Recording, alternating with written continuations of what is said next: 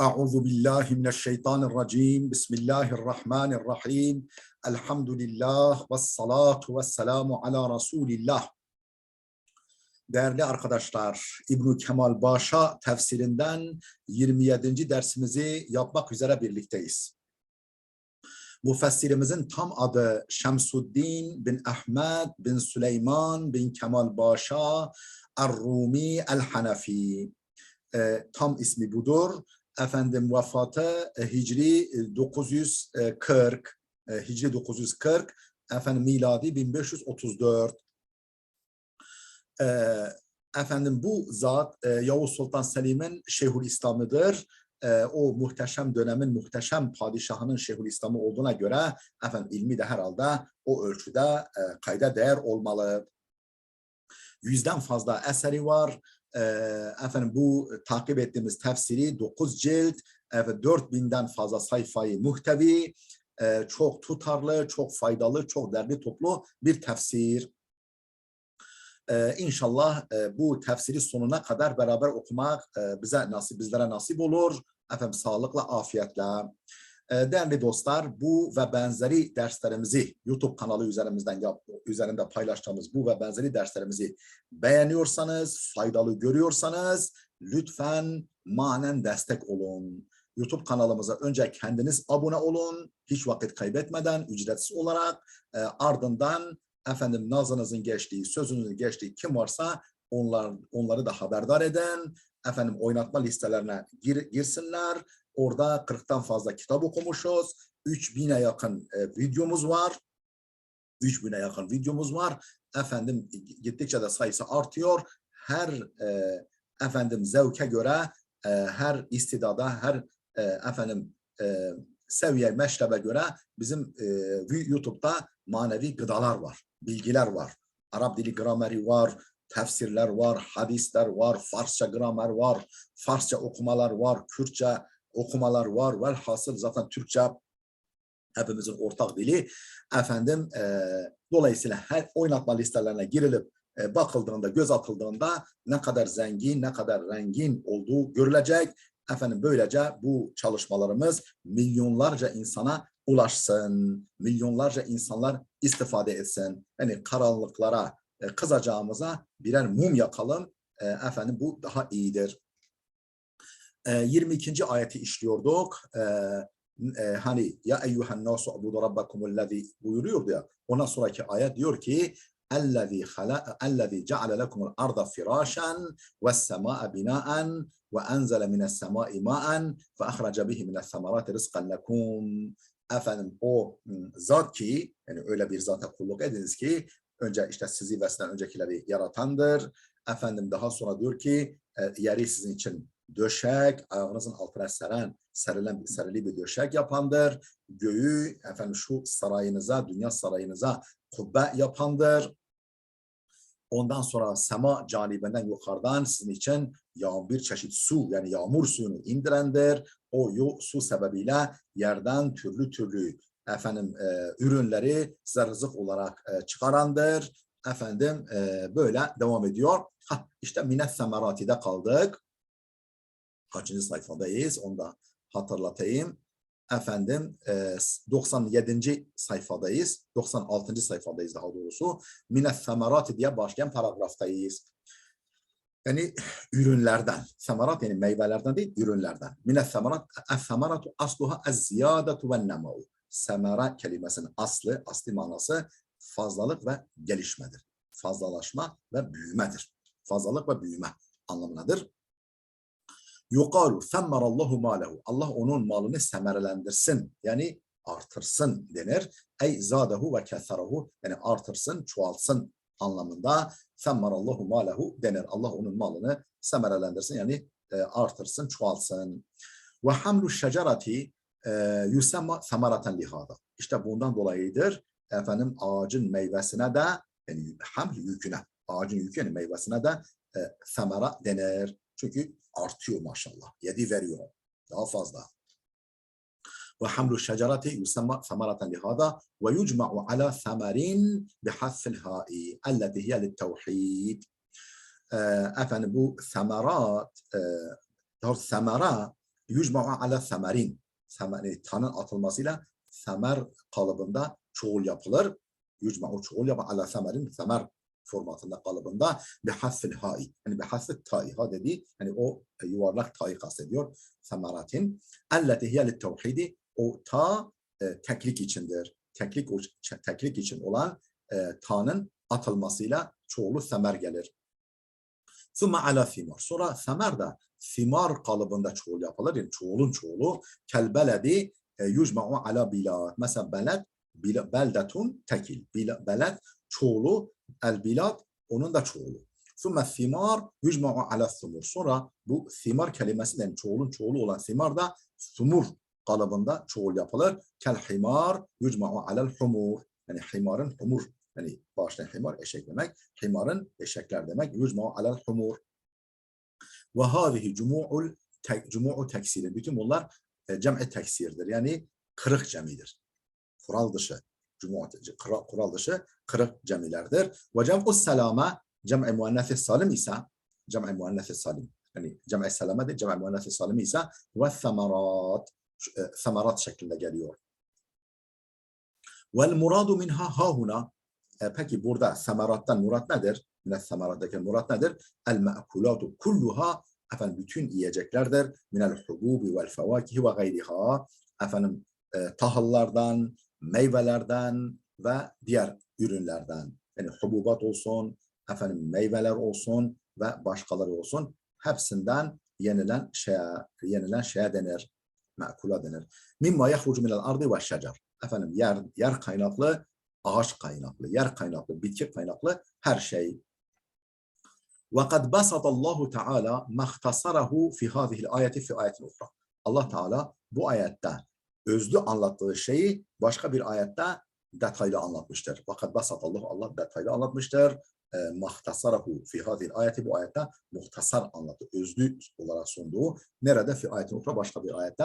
Fekale buyurmuştur ki o diğer ayette وَهُوَ الَّذ۪ي أَنْزَلَ مِنَ السَّمَاءِ مَاءً فَأَخْرَجْنَا بِهِ نَبَاتَ كُلِّ شَيْءٍ فَأَخْرَجْنَا مِنْهُ خَضِرًا نُخْرِجُ مِنْهُ حَبًّا مُتَرَاكِبًا. En'am suresi 99. Efendim وَهُوَ Allah öyle bir zattır ki اَنْزَلَ مِنَ السَّمَاءِ مَاءً, semada yukarıdan bir çeşit su indirmiştir. فَأَخْرَجْنَا بِهِ نَبَاتَ كُلِّ شَيْءٍ, her şeyin bitkisini o su sebebiyle çıkardık. فَأَخْرَجْنَا مِنْهُ خَضِرًا, o bitkilerden de yeşillikler, yani filizler çıkardık. Nuhricu minhu, o yeşillikten de çıkarırız. Habben muterakiben, efendim üst üste dizilmiş, istif edilmiş daneler. Hani Mısır'da, Susam'da, efendim pirinçte, yani çeltikte, efendim vesaire, böyle üst üste, buğdayda, arpada üst üste dizilmiş, istif edilmiş daneler çıkarırız. En'am suresi 99. Burada daha detaylı anlatılıyor. Ve kavluhu Teala, yine şu ayet-i kerimede buna örnek. Kulu min semerihi iza esmara ve atu hakkahu yevme hasadih. Kulu min semerihi, Allah'ın meyvelerinden yiyin. İza esmara, meyveye durduğunda, ürün verdiğinde, ve atu hakkahu, onun hakkını veren, yevme hasadihi, yani o üründeki hakkı veren, yani fakir fukaranın hakkını veren, yevme hasadihi, efendim hasadı zamanında. Sarihun fi umumi semara le'enne sarihun fi umumi semara. Bu iki ayetler semara kelimesinin genel olduğu konusunda açık bir ifadedir. Yani semara sadece bizim bildiğimiz meyve değil. Yani ürün demektir. O semara kelimesinin genelliliği konusunda açık bir ifadedir. Yani kapsamlı oluşu konusunda açık bir ifadedir. Le'ennel hasada innema yekunu lizzara. Çünkü hasad ekin için olur. Ekin için olur. Demek ki efendim meyve, ağaç meyvesi olduğu gibi tarla ürünlerine de semara denir. Vellamu li ta'rifil cinsi. Efendim hani mine's semarati var ya, o semaratın baştaki el tafası tarife cins, yani cinsi marifeleştirmek içindir. Ve innema cumi'a, yani elif lam cinstir yani. Ve innema cumi'a li ihtilafi enva'ihi. Peki niye o zaman es-semarat diye çoğul yapılmış? Çoğul yapılmasının sebebi lihtilafi enva'ihi, türlerinin farklılığındandır. Yani ürün türleri farklıdır. Farklı türde ürünler var. ثم إن جمع التصحيح إنما يكون للقلة إذا لم يعرف باللام فلا حاجة إلى أن يقال إن الجموع يتعاور بعضها في موضع بعض. ثم sonra إن جمع التصحيح جمع السالم. جمع التصحيح يعني جمع السالم يعني ثمرات. إنما يكون للقلة ne zaman cem'i kıllet olur? Cem'i salimler, muannef-i salimler ne zaman cem'i kıllet olur? Ancak cem'i kıllet olur. İza lem yuarraf billami. Başında el takısı gelmediğinde. Semaratun deseydi işte bir miktar ürün yani cem'i kıllet olurdu. Azlık ifade eden bir şey olurdu. Lam ile alif lamla marifeleşmediğinde. O zaman yani el takısı almadığında. Fela hacete ile en yukala. Şu halde şöyle demeye ihtiyaç yok. İnnel cumu'a yeteavaru ba'duha fi mevda'i ba'din. Efendim çoğullar birbirinin yerinde kullanılır. Yani cem'i kıllet, cem'i kesret manasında, cem'i kesret cem'i manasında kullanılır. Efendim demeye ihtiyaç yok. Yani semerat dense bile aslında efendim yine çok üründür. Halbuki semerat efendim birkaç çeşit ürün demektir. El takısı geldiği için çoğullaşıyor. Dolayısıyla fela hacete ile en yukale şöyle denilmesine ihtiyaç yoktur. İnnel cumu'a yeteavaru ba'duha fi mevda'i ba'din. Birbiri yerinde kullanılabiliyor denmesine ihtiyaç yoktur. Ve min littab'idi. Minel semerati oradaki min tab'iz içindir. Yani ürünlerden, dendan anlamındaki min. Tab'iz baziyet ifade eden mindir. Fe innema yasluhu rızkan lana ba'du semeratil muhracati. Çünkü efendim bizim için rızık olmaya elverişli olan çıkarılan bazı ürünlerdir. Yani yerden, ağaçlardan çıkarılan bazı ürünler de bizim için rızık olmaya elverişli olan. Hepsi değil. Yani yerin çıkardığı her bitkiyi yemeyiz. فَاِنَّمَا يَصْلُحُ رِزْقًا لَنَا bizim için rızık olmaya elverişli olan bazı semerati, bazı meyvelerdir. El-muhracati çıkarılan bazı meyvelerdir. وَلَا يَصْلَحُ el-tebyini oradaki mini beyaniye olamaz. Yine beyaniye olmaya elverişli değildir. İzlem yetekaddem ma yubeyyenu. Çünkü beyan edilecek bir şey geçmedi. Hani ma geçseydi, bilmem başka bir şey geçseydi, o zaman min onu beyan etmiş olurdu. İzlem yetekaddem ma yubeyyenu. Çünkü beyan edilecek bir şey geçmedi önce.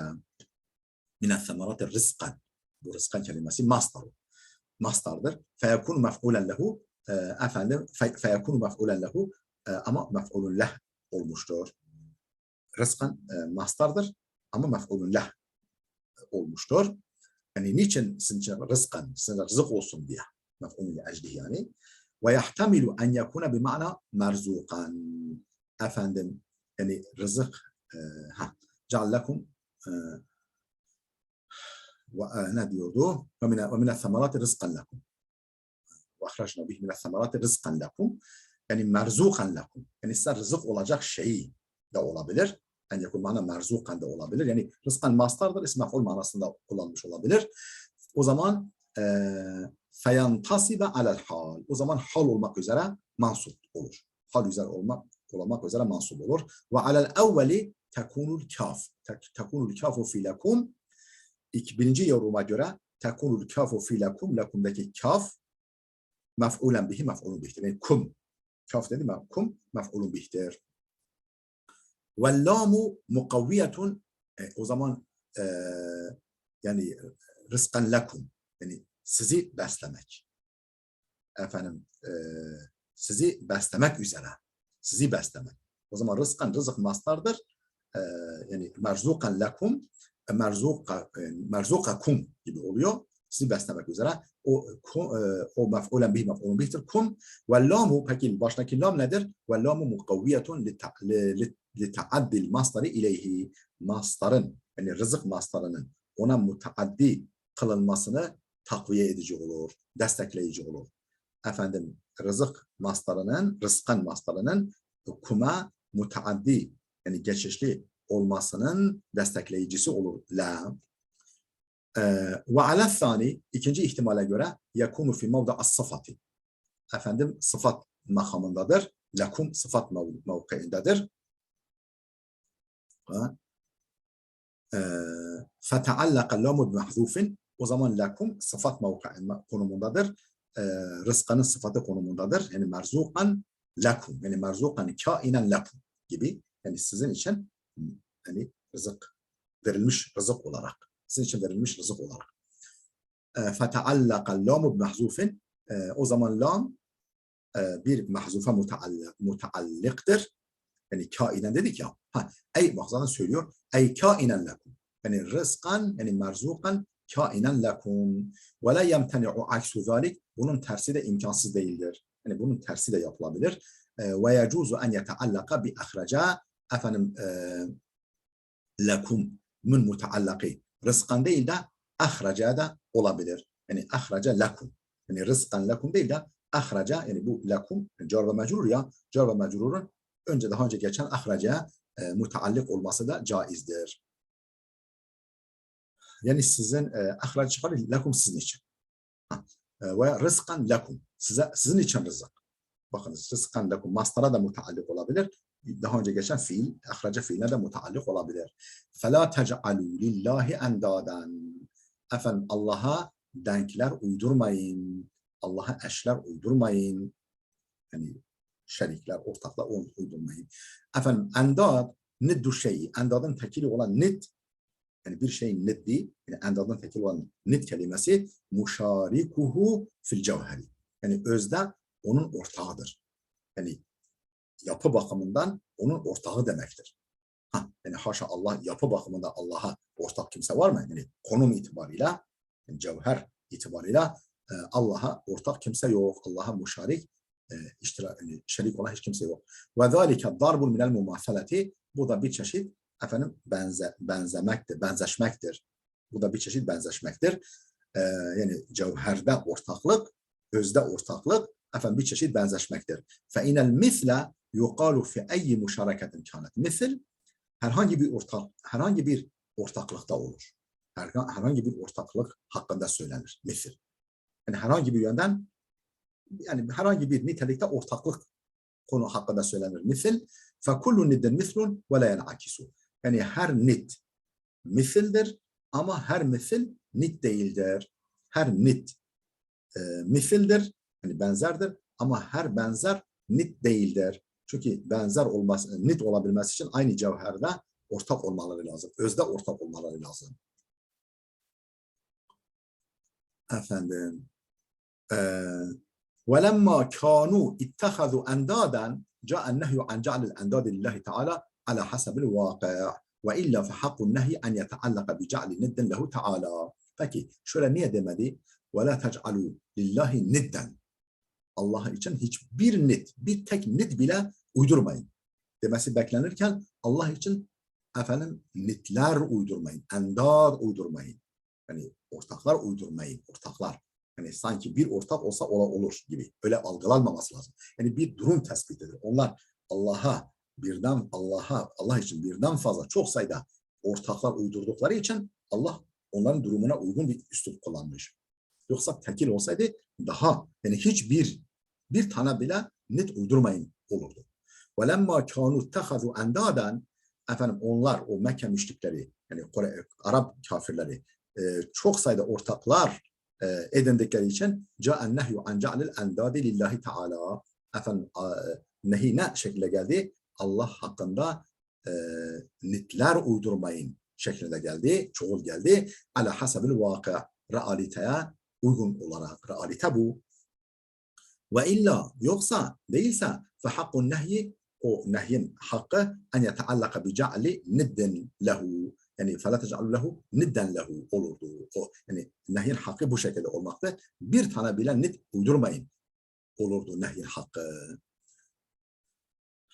Efendim ve hâzihil cümletu mutaallikatun bi ellezî ve hâzihi bu cümle ve la tec'alu lillahi endâden cümlesi ellezî ile ilgilidir. Ellezîle ilgilidir. Ala ma cealnahu habara mubteda'in mahzufin. Efendim yani huvellezî dedik ya. Ellezî ceale lekumul arda firâşen ve semâe binâen ve enzele mines semâi mâen. Yani ve hâzihi cümletu işte bu cümle ve la tec'alu lillahi endâden cümlesi mutaallikatun bi ellezî. Ellezî ile ilgilidir. Ala ma cealnahu habara mubteda'in mahzufin ve ellezî gizli bir mubtedanın haberi kılmamız açısından. nasıl açılımı nasıl oluyor? Ey huvellezî menne aleykum bi enva'in ni'amil izam. Yani türlü türlü büyük nimetlerle size ihsan eden odur. Ey huvellezî, yani odur. Menne aleykum, size ihsan eden, lütfeden bi enva'in ni'amil izam, büyük nimet çeşitleriyle size lütfeden, ihsan eden odur. Nedir, iki nokta üstte, nedir o büyük nimetler? Min halkı semai sakfen merfu'an, efendim semayı yükseltilmiş bir tavan yapması gibi, tavan olarak yaratması gibi, ve cealel ardı firâşen mevdu'an, yeri serilmiş bir döşek kılması gibi, ve ihracin nebati bil matari rızkan mecmu'an, efendim e, bitkileri yağmur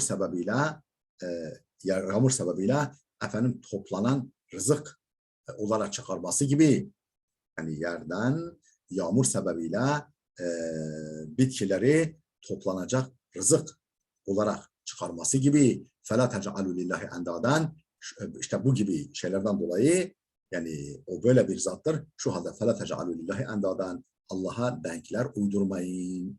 Yani çünkü yoktur, yani bu vasıflara sahip olan, bu vasıflarda Allah'a ortaklık edecek var mı bir benzer? Yok. O zaman yapmayın. Bu işleri yapabilecek başka kim var?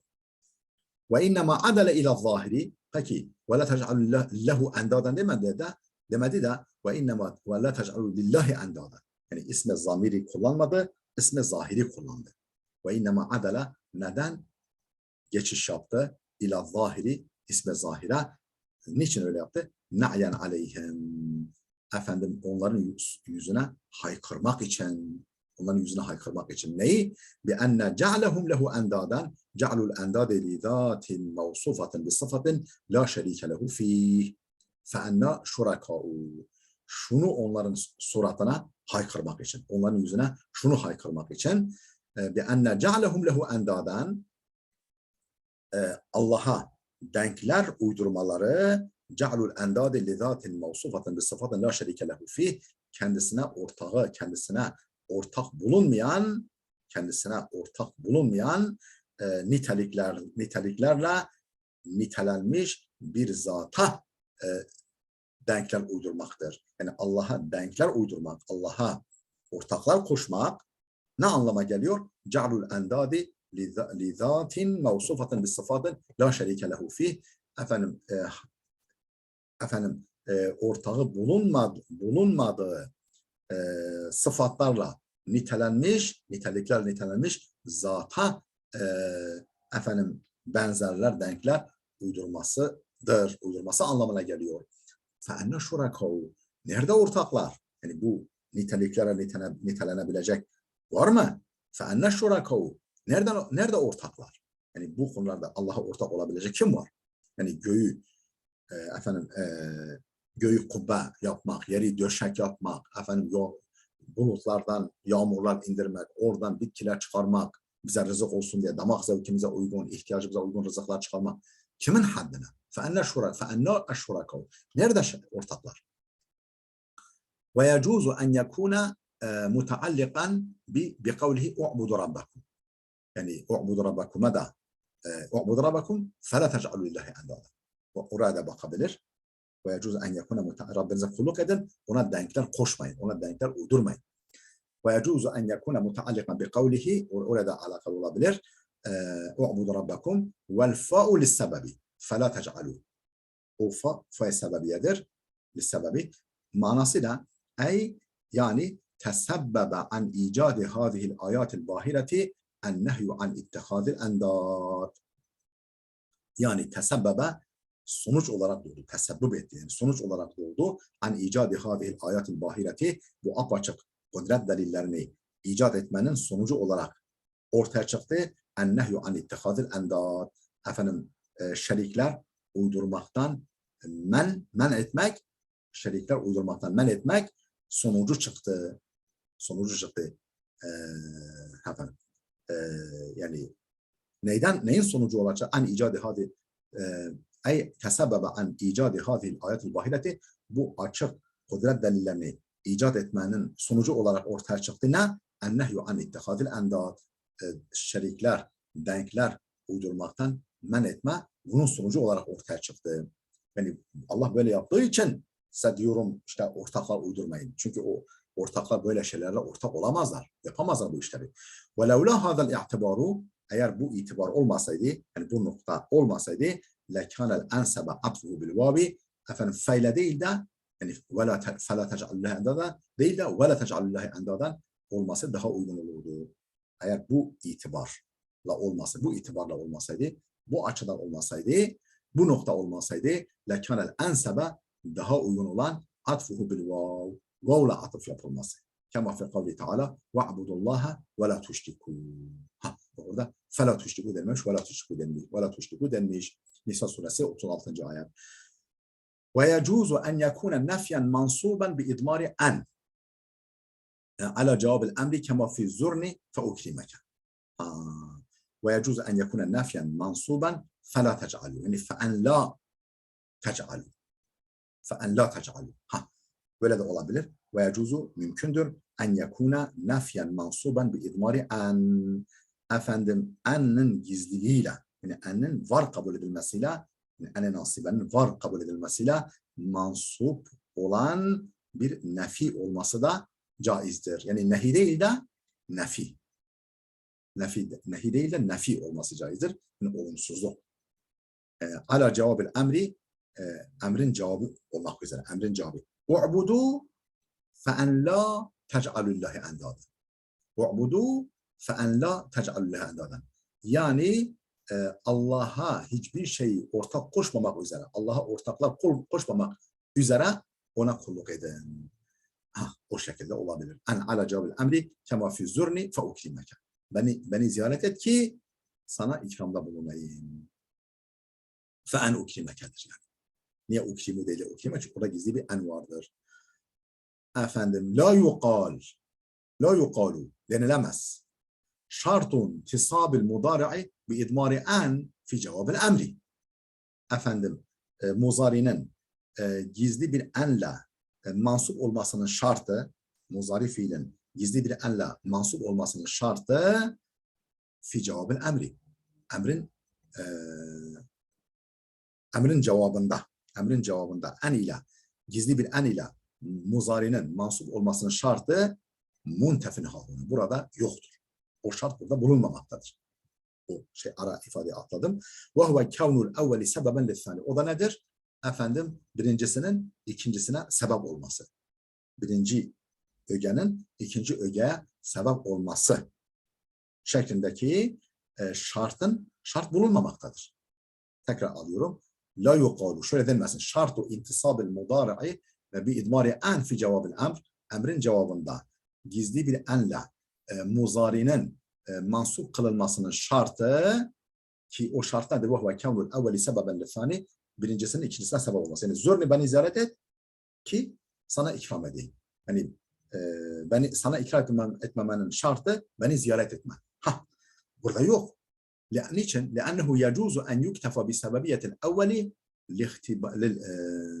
niye böyle denmesin daha doğrusu? Niye böyle denmesin? Böyle denmesin. Niye? لأنه يجوز أن يكتفى بسببية الأول للإخبار بمضمون الثاني كما اكتفي بسببية الشرط للإخبار بمضمون الجزاء في قول تعالى وما بكم من نعمة فمن الله. Biraz karmaşık bu diyeceğiz. Nasıl aktaracağız? لأنه يجوز çünkü böyle denmesin çünkü mümkündür en yuktefa bi sebebiyetil evvel lil ihbari bi madmun thani yani birincisinin sebebiyetiyle yetinilebilir. Yani birincisinin sebebiyetiyle yetinilebilir. Niçin? Lil ihbari bi madmun thani. İkincisinin içeriğini haber vermek için. İkincisinin madmun yani içeriğini haber vermek için efendim birincisinin sebebiyetiyle yetinilebilir. Ne gibi? Kemektufiye bi sebebiyeti şartı lil ihbari bi madmunil ceza. Efendim cezanın yani karşılığın içeriğini haber vermek için şartın sebebiyetiyle yetinildiği gibi. Efendim cezanın yani karşılığı yani şart ve ceza var ya şart ve cevap. Cezanın içeriğinin haber verilmesi için şartın sebebiyetiyle yetinilmesi gibi. Nerede? Fi kavli Teala, şu ayet-i kerimede olduğu gibi وَمَا بِكُمْ مِنْ نِعْمَةٍ فَمِنَ اللّٰهِ. Sizde her ne nimet varsa وَمَا بِكُمْ مِنْ نِعْمَةٍ, sizde her ne nimet varsa فَمِنَ اللّٰهِ, Allah'tandır. وَاَنْتُمْ تَعْلَمُونَ.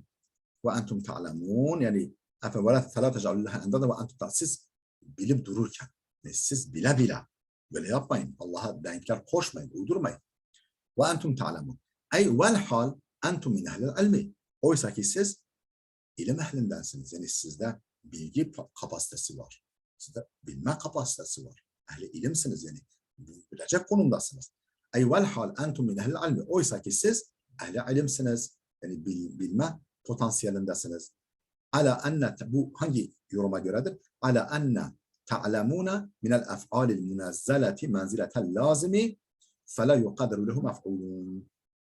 Şu yaklaşıma göre ta'lemuna fiili minel ef'alil munazzeleti menziletel lazimi. Yani geçişsiz fiil konumuna indirgenmiş, geçişsiz fiil konumuna indirgenmiş fiillerden olması yaklaşımına göre. Yani ve entum ta'lemuna. Normal ta'lemuna müteaddidir, geçişlidir ama mef'ul zikredilmemiş. Yani o zaman ne olur? Sizde ilim kapasitesi var, bilme yeteneği var, potansiyeli var. Ala enne ta'lemuna minel ef'alil munazzeleti menziletel lazimi. Efendim bu ta'lemuna'nın geçişsiz fiil konumuna indirgenmesi kabilinden. O zaman bu durumda fela yuqaddaru lehu mef'ulun. Yani lazım fiil konumuna indirgenince fela yuqaddaru lehu mef'ulun. Onun için mef'ul artık takdir edilmez. Ve yecuzu en yuqaddara lehu'l mef'ulu ala enel ma'na. Efendim müteaddi kabul edilip mef'ul da takdir edilebilir. Mef'ul takdir edilmesi de mümkündür. Ve yecuzu mümkündür en yuqaddara lehu liya'lemun el mef'ulu ala enel ma'na. Mana şöyle olmak üzere mef'ul da takdir edilmesi caizdir. Bu mef'ul ne? Ve entum ta'lemun imtina'al endadi. Siz efendim denklerin imkansızlığını bildiğiniz halde. Siz bildiğiniz halde, neyi bildiğiniz halde? Ve entum ta'lemun imtina'al endad. Endad müdür çoğuludur. Yani efendim denklerin, Allah için denklerin imkansızlığını bildiğiniz halde. Burada malum mef'ul var, yani takdir edildi. Ve enneha, ve şunu da bildiğiniz halde. Ve enneha, ve o denkler, o efendim ortaklar la tef'alu misle hazil ef'al. Böylesi fiilleri yapamazlar. Bunu da bildiğiniz halde. Yani Allah'ın yaptığı fiilleri yapamazdıklarını da bildiğiniz halde. Ve ala hâzâ, buna göre fel maksudu minhu et-tevbihu ve tenbihu ala kubhi fi'lihim. Ve ala hâzâ, bu yoruma göre fel maksudu minhu ve entum ta'lemundan maksat et-tevbihu, onları azarlamadır. Ya bildiğiniz halde kimsenin bunları yapamayacağını bildiğiniz halde nasıl bazı şeyleri Allah'a ortak koşuyorsun? Böyle olacak şey mi? Fel maksudu minhu, bundan maksat, amaç et-tevbihu, azarlamadır ve tenbihu ala kubhi fi'lihim, fiillerinin çirkinliğine dikkat çekmedir. Le'enne murtekibel kabihi, çünkü çirkin bir şey işleyen, ma'a ilmihi bi kubhihi, efendim çirkinliğini bildiği halde, çirkinliğini bile bile çirkin bir şey işleyen kişi a'zamu cürmen, daha büyük suçludur. Suç bakımından daha büyüktür. Daha büyük suçludur. La takyidul hukmu ve taksisuhu bihi. Yoksa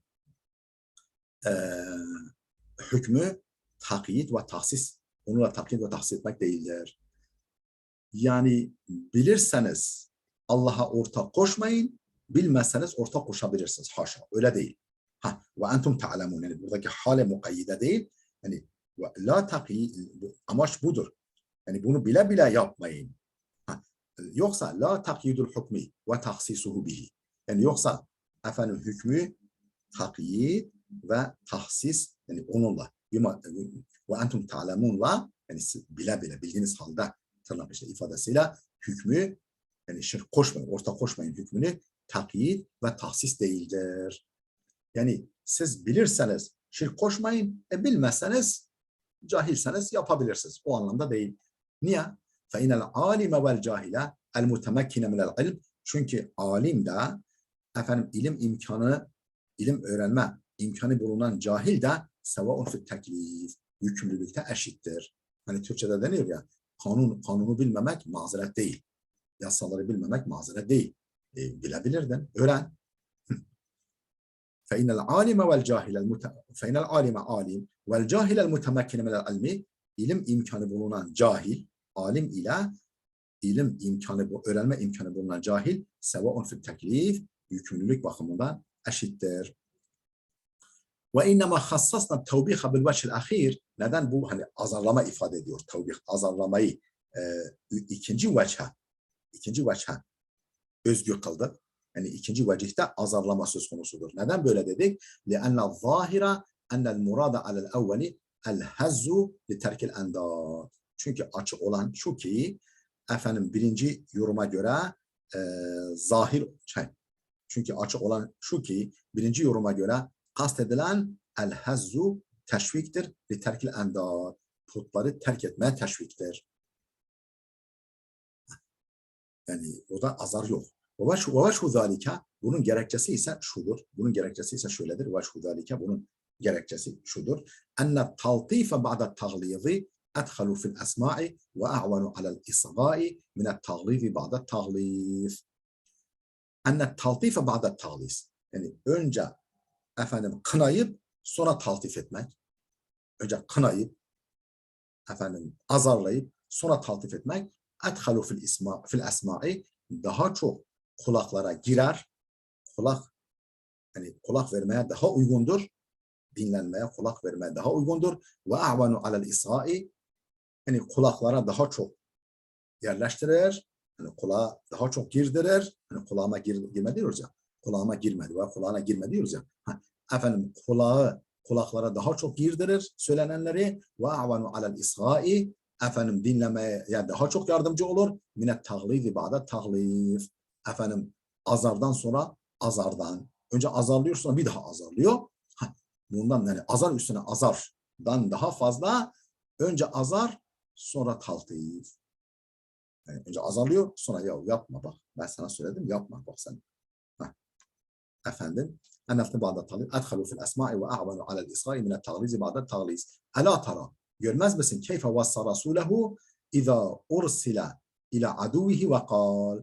Görmüyor musun Allah elçisine tavsiye ediyor. Yani Musa Aleyhisselam'a tavsiye ediyor. Musa ve Harun'a iz ursila ila aduvihi, düşmanı olan Firavun'a gönderilirken, yani Musa Aleyhisselam ve Harun efendim Allah'ın düşmanı olan Firavun'a gönderilirken nasıl Allah tavsiye ediyor? Ve kâle diyor فَقُولَا لَهُ قَوْلًا لَيِّنًا, ona yumuşak söz söyleyin. Bak Firavun'a bile, kendi düşmanına bile diyor ki, yani düşmanı hakkında bile diyor ki ona yumuşak söz söyleyin. Değerli dostlar, 23. ayetin başına geldik. Elhamdülillah. Efendim burada dursun. Gelecek dersimize kadar Allah'a emanet olun.